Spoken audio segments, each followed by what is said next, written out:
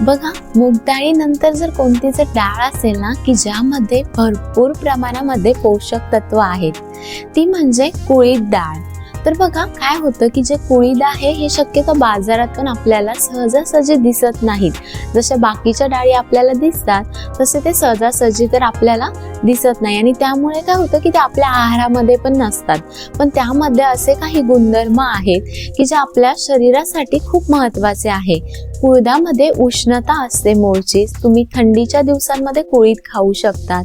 त्याचबरोबर त्यामध्ये खूप जास्त प्रमाणामध्ये ताकद असते. तर बघा की हे आणि कुळीथ हे असे आहेत की लहान मुलांपासून ते वृद्ध व्यक्तींपर्यंत सर्वांसाठीच ते खूप चांगले ठरलेत.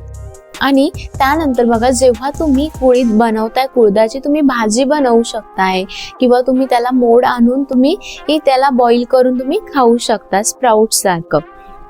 तर जर तुम्ही हे बनवता आणि त्यामध्ये तिळाचं तेल वापरलं तर काय होतं की ते लवकर पचण्यासाठी मदत होते.